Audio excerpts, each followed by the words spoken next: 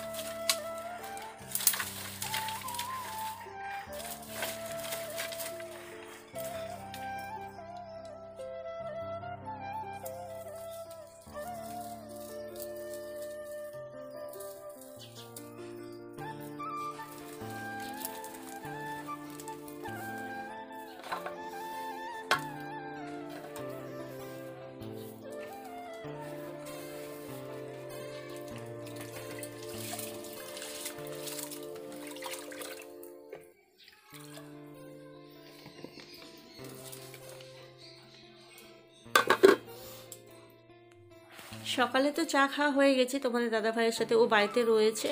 ও আর আমি সকালবেলা চা খেয়েছি। আর মেয়ে বেলায় ঘুম থেকে উঠলো, ও উঠে বললো মা একটু কফি করবো। ও আবার একটু চা খেতে পছন্দ করে না, আর এখন শীতকাল তো একটু কফি খেতে বেশ ভালোই লাগে। ও বললো করবো, আমি হ্যাঁ কর, তোর আর আমার দুজনের হয়ে যাবে। আর এখন সকালবেলা এত পরিমাণে ঠান্ডা পড়ছে না, প্রত্যেকটা দিন কুয়াশা করছে, এত পরিমাণে ঠান্ডা পড়ছে। তাই উনুন পাড়ে ভাত জাল দিতে দিতে একটু কফি খেয়ে নিলাম, নিয়ে আর এদিকে দেখো তার মধ্যে আমার ভাতটাও হয়ে গেছে। এখন ভাতের ফ্যান ছাড়বো। সকালে আলু সিদ্ধ দিয়ে ভাত করেছি, আর ঘি আছে, গরম ভাত আলু সিদ্ধ ঘি দিয়ে ওরা সকালবেলা ভাত খাবে। আমি আর এখন আর ভাতটা খাবো না, আমি পরে খাবো। তাই এখানে গুড্ডু চলে এসেছে, ওই দেখো বদমাইশি করবে। আর ওখানে পাটকাঠিগুলোকে সব ভেঙেছে, ভেঙে ও ফ্যানের গামলার মধ্যে দেবে। আমি বলছি না দিবি না, ও পাটকাঠিগুলোকে উনুনের মধ্যে দিল। আগুন আছে তো উনুনে, কঞ্চি জাল দিয়েছি, পাটকাঠিগুলো দিয়েছি, ধরে উঠেছে পাটকাঠিগুলো, এই দেখো। অনেকটা সময় বাদে চলে এলাম। সকালবেলা ওদের টিফিন খাওয়া হয়ে গেছে, ওরা টিফিন খেয়ে নিল। আমার এই চায়ের বাসনগুলো আমি সব একসাথেই মেজে নিলাম। আনলাম, তাই একেবারে এখন আর ঘরে যাব না, কলতলায় বসে বসেই বাসনগুলোকে সব মেজে নিলাম।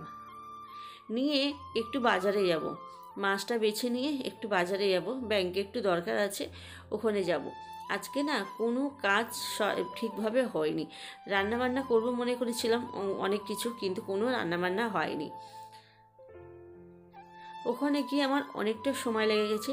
এই খাওয়া দাওয়া সেরে মাছটা বেছে ভেবেছিলাম যাব, তা ওখান থেকে ঘুরে আসতে আসতে আমার অনেকটা বেলা হয়ে গেছে। ওই জন্যে আজকে দুপুরবেলা কিচ্ছু রান্নাবান্না করতে পারিনি।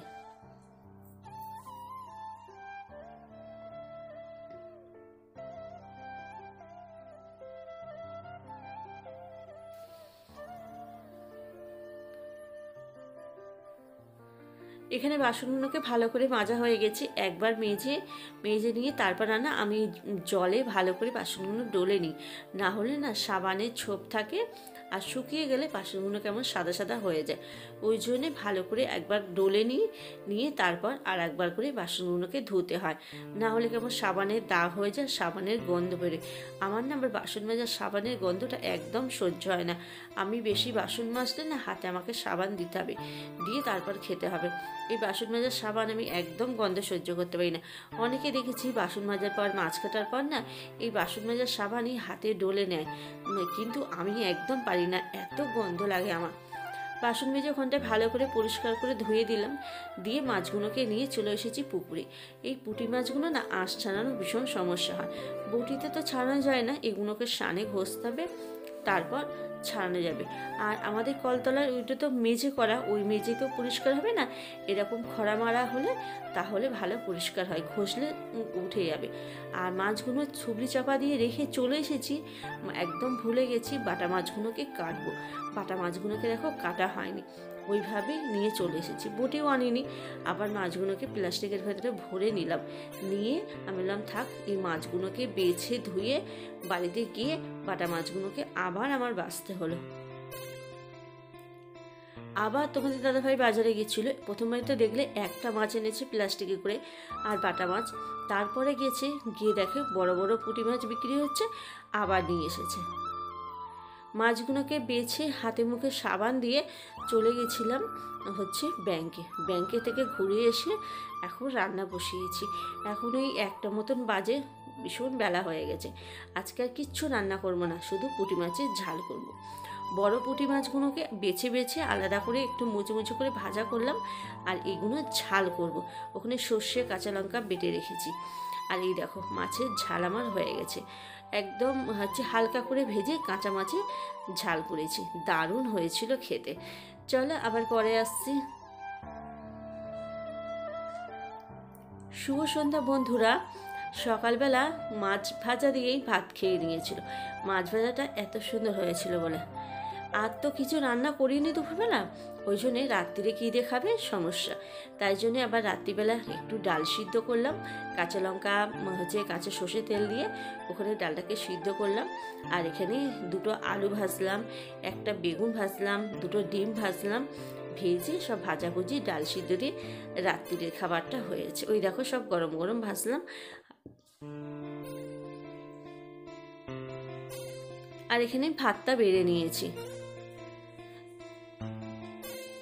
ওদের খাওয়া হয়ে গেছে। তারপর লাস্টে এখন আমি খেতে বসেছি। ডালে কাঁচা লঙ্কা দিয়েছি, কাঁচা লঙ্কাগুলো এত ঝাল, আমি একটা ঝাল পড়েছে। তো চলো বন্ধুরা, আজকের ভিডিওটা এই পর্যন্তই। ভিডিওটা জানি ছোট্ট হয়ে গেছে, ভিডিওটা বড় হলো না। ভিডিওটা যদি ভালো লাগে অবশ্যই একটা লাইক করবে, কেমন লাগছে কমেন্ট করে জানাবে। কালকে নতুন ব্লগের সাথে তোমাদের সাথে আবার দেখাবে। Good night.